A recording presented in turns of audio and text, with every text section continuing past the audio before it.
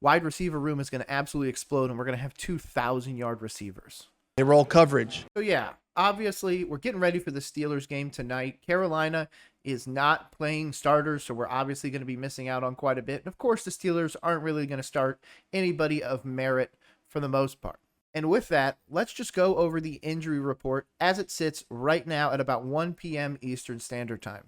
The Carolina Panthers are not playing starters. Experience it, but Jarrell and I will call this game. And I mean, it may seem weird to people, you're not playing the starters, but you're calling it. But again, it's for he and I to just continue to find the sequence of winning a game, of striving, of making adjustments, and kind of utilizing the new information that the guys have, you know. So some of those guys will not appear on this injury list, though some are. Obviously, we're talking about guys like Jonathan Brooks and Popo that are already on the injured reserve. But when we talk about actual players, we're talking about guys like LeBrian Ray. Chandler Zavala still dealing with a partially torn patella. Jalen Coker's over the illness from what we hear, but hey, he might not play this. Again, he's a starter. Claudin Cherilus is going to play most likely. Damian Lewis, I'm expecting to be held out. He's still dealing with shoulder soreness, and that is not a position that this team needs to continually stay in, which is offensive line injuries. Nick Scorton is still going to be held out because of the collapsed lung. Makes complete sense. I could also see a scenario where he is not playing week 1 of the regular season as well. Andy Dalton makes sense. Obviously, the elbow, interesting choice here. Obviously, we brought in Bryce Perkins, so Bryce Perkins and Jake Plummer will be out there slinging it for this game. To be honest, I think Bryce Perkins is going to get a real opportunity to get some honest time out there. So hopefully he shows out and maybe he could get ahead of Plummer, especially on such a short week. That could really show something to Canales. Tyler Mabry, it was obviously placed on IR as well. Tedero is not going to be playing. He's a starter. He's also dealing with that hamstring that we heard about. Here's a video.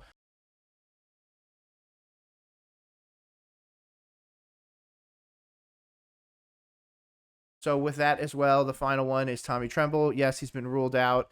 Going to be on track as of right now to start week 1.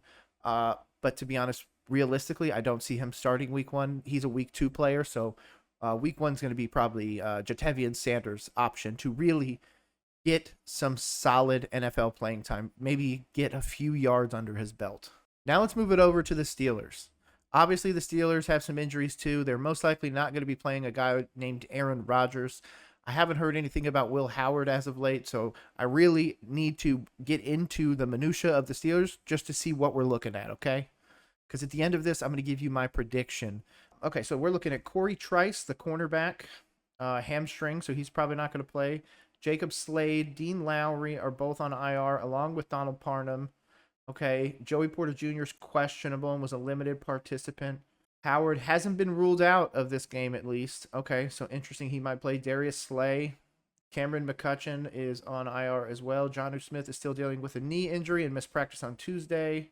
Ben Skoranek dealing with a toe injury. Calvin Austin. Christian Kuntz. Nick Herbig. Okay, so there's some guys out there, but to be honest, I can't expect them to be playing their major players. It leaves Carolina in a very specific scenario. Dave Canales and Ejiro Evero are obviously taking back play calling duties as they had their assistants running the show beforehand. Now, as we look forward, I need to see something from that offense. I understand it's Jake Plummer throwing it. I understand that it's Bryce Perkins throwing the ball. I understand it's not Chuba Hubbard out there, probably for not the majority of the snaps. Sorry, I was putting down Sir Purr. Shout out. I think that there's something. I need to see 14 points, okay? I know that that's not a lot. That won't win most games. But I need to see 14 points. We're talking about 13 points over 2 games in the preseason, guys. That's 1 touchdown, 2 field goals in 8 quarters. I understand it's preseason. I understand. I hear you. I can already hear the typing. But there has to be something that we can put out there that shows that we are ready to play football. I don't think Dave Canales has the guys this year.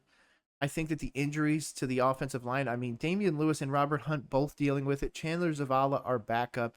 Cade Mays having to be played at guard. I think there's some issues there. Those issues could be just camp issues. Hey, they were, nagging little things, but once we get into the season, guys like Robert Hunt and Damian Lewis just, put the mask on and they're just done. We don't need to worry about them. They're going to go out there and play 17 games. But we constantly hear from guys that 17 games is a really long season. A really long season for the offensive line. It's going to be a real long season for Dave Canales. Absolutely not. Depending on that first few weeks.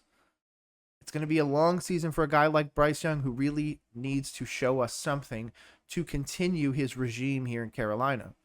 Because regardless of anything, Bryce Young is on, the hot seat as much as Dave Canales is, regardless of what the fan base wants to believe. Obviously, with that being said, Carolina is getting ready to play this game 7 p.m. tonight.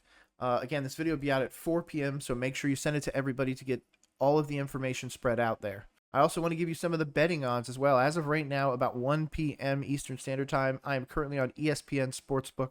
Carolina was previously plus 3.5. Now it's plus 5.5. So they're expecting us to lose by almost an entire touchdown. It's very telling, if I'm going to be honest with you, to go into a game where it just keeps going in the other direction, even though we're adding the main play caller, even though we're adding the main defensive play caller. Yes, we're sitting starters. That definitely probably has something to do with it. Should at least be able to keep it close, right? Like I said, Dave Canales is coming into this season with a lot to prove. Last year was good. Good starter. Good way to build. But that means there's a new floor. Last year's record. Now we're coming into the season and we need to build on that. If there is a scenario where he matches, or by some horrible destruction of team or whatever, this team gets less wins than last year, is there a scenario where Canales isn't allowed to get out of this season? Yeah, absolutely. That destroys Bryce's future. That completely resets the franchise yet again.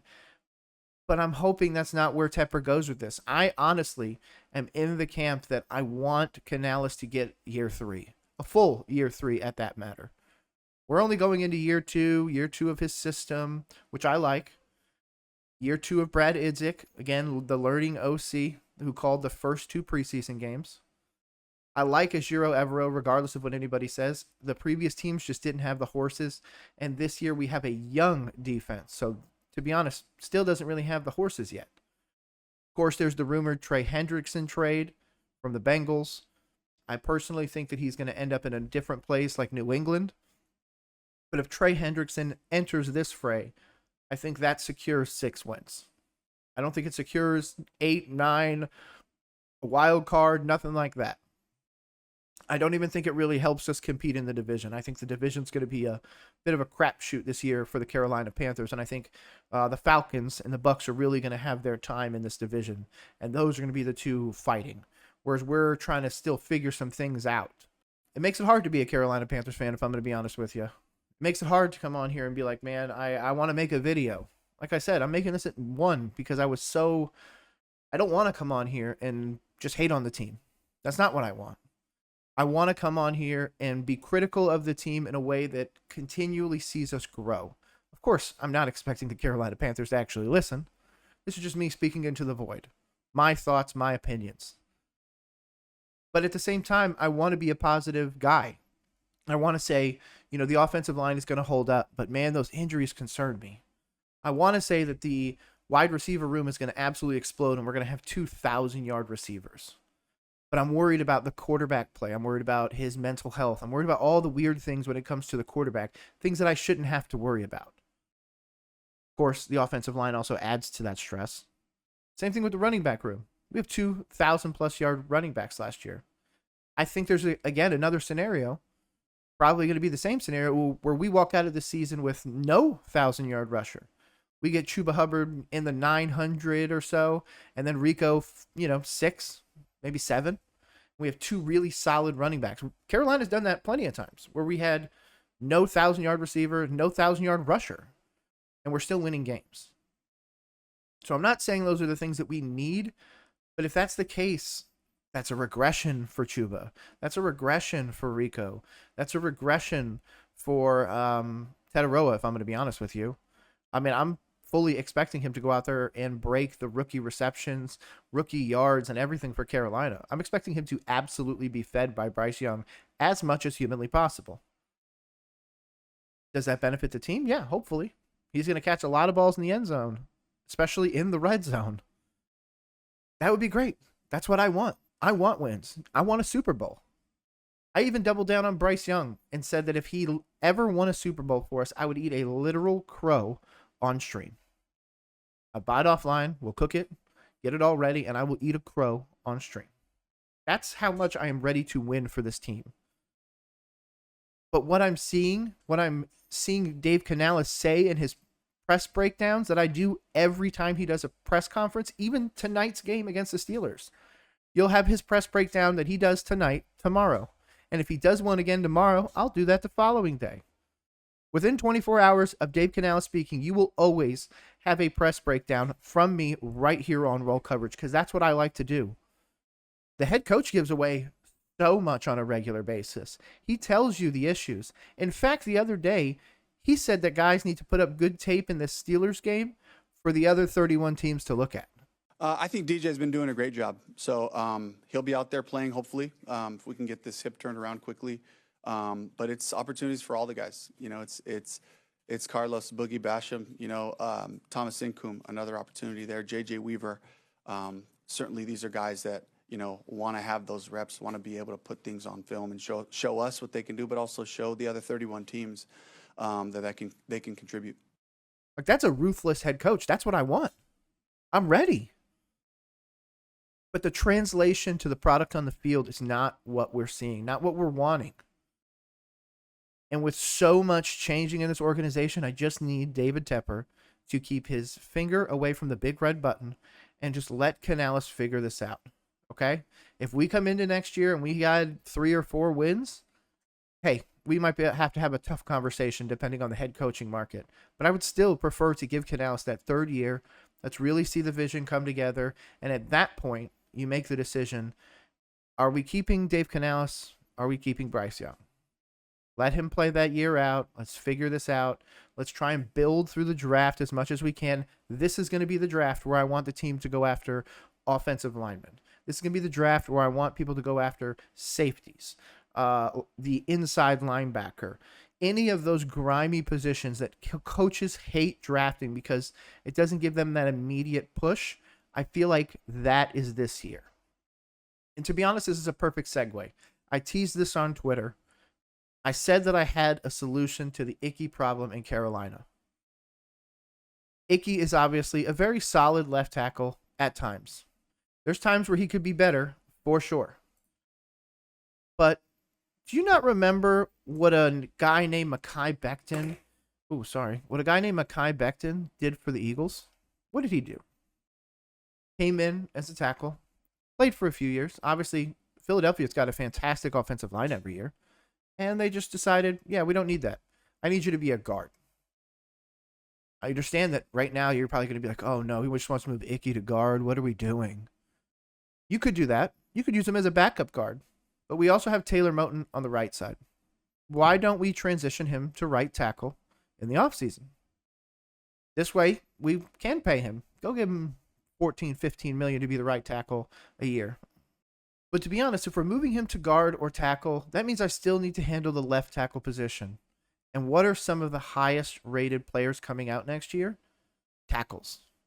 I understand we haven't even started the 2025 season, and I'm already telling you that we should be looking towards the next draft. But to be honest, that's what the good teams do. What did the Philadelphia Eagles do this year? They drafted a linebacker that was a little bit hurt, that's going to be able to rehab, get into their system, and next year, he's going to be electric. Jihad Campbell. He might even play this year a little bit. We need to start drafting for not only this year, but next year. You know what we're going to need next year too? A center.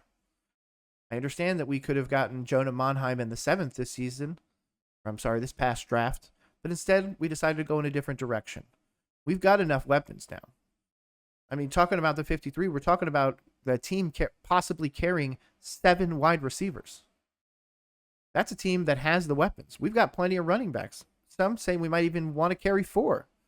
Shout out Chris Lee from 99.9 The Fan.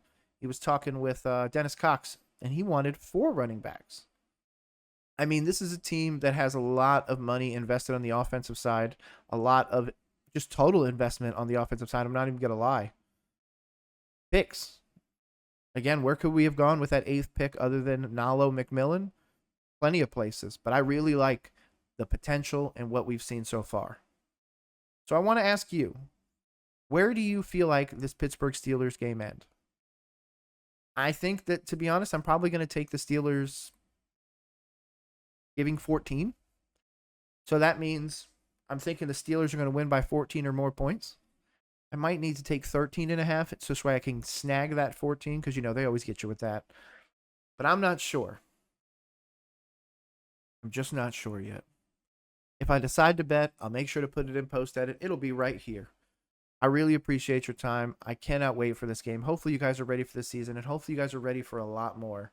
I think there's so much potential in this team, but to be honest, that offensive line is going to continually be a place that I look at. And of course, the Dave Canales breakdown tonight is going to tell us a lot. Let's see tonight against these Steelers. Keep pounding, y'all.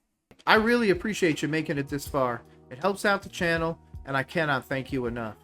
Hopefully one of these other videos are ones that you like as well, but if not, I can't wait to catch you in the next one.